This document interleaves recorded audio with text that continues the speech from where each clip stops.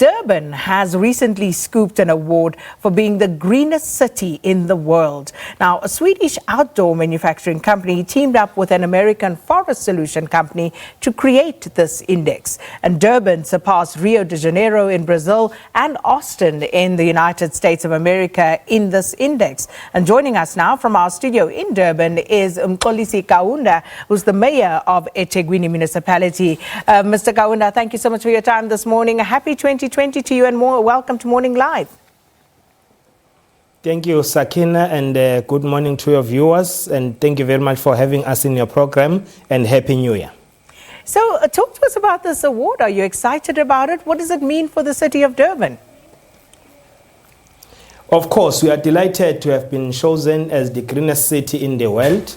We can really attribute this to the efforts that we have been putting as a city, especially when we look at the development and planning and our special plans to ascertain that whenever we develop our city, but we always take care of our environment to ensure that we still remain an environmental sustainable city, which has assisted us especially to be more responsive on issues of climate change, which we have developed an action plan as a city to make sure that we are, of course, adapting as well as mitigating in the space to ensure that we save the lives of our people. But with this award, it also shows a clear intervention from the city, because we have a program called Durban Metropolitan Open Space System. That system ensures that whenever there are green places, we protect them, we preserve them, because they are important for our citizens in the city. And we also ensure that when we develop the city, new buildings that are being built, we also encourage companies to make sure that they also adhere to our call to build green buildings, so that we also give them the incentives whenever they are really adhering to what we have made as a call to ensure that we sustain our city moving forward. And that's very interesting, because often when people think green and, something like building something that is green, constructing a whole tower that is green, they think it's expensive. So how exactly are you incentivizing businesses to go green? Of course, we look at how they come to the city and invest, giving them packages that also include removing some of the tariffs that we have, working with them to ensure that we cut on other things so that we encourage them to do that. And we also encourage people to also make use of our own environmental section unit, which is really working closer with all the developers in the city.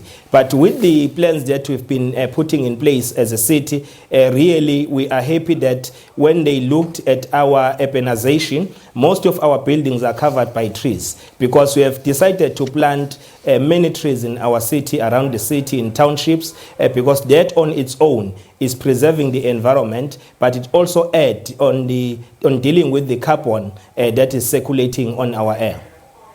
And speaking of preserving and keeping the city clean, people often complain that when it rains, you have this wave of plastic just running down the city streets at times like those. What are you doing about that in terms of the entire sustainability of that green ecosystem? We are putting more efforts, concerted efforts in terms of education, because what is important is to change the mindset of people. They must know that whatever that they have on their hands, whether it's a plastic, whether it's an empty can, so that on its own is the economy. So therefore it's important that they throw those and litter in the places that are designated to do so, but also in ensuring that the citizens themselves, they take ownership. Because we can't be able to deal with everything as government. We need to have a formidable partnership with our committees, with our NGOs, CPOs in society, so that we are able to win this battle. Because it is, of course, a societal responsibility to save our own lives moving forward. And perhaps just finally, Mayor Kaunda, we saw over the festive season the city procuring additional staff to keep the beachfront clean. What happens after the festive season?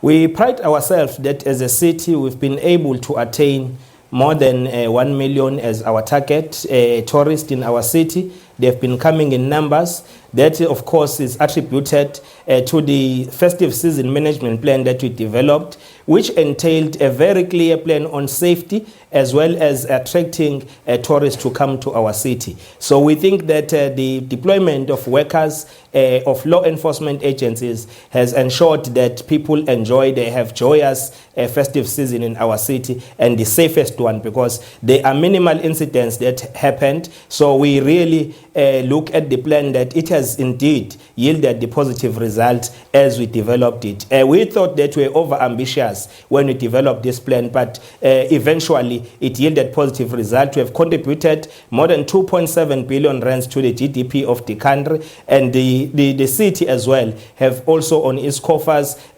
contributed at least 4.5 billion rand. So it shows that there are a number of job opportunities which were open due to festivities, festival that we have, picnics, and many other hospitality industry activities that have been held. Our hotels have been fully packed to their capacity, more than 90% in the city. So it shows that when we work together as citizens, because even our own citizens have welcomed our tourists with warm hands. So we are happy and we are delighted that we still remain a tourist destination.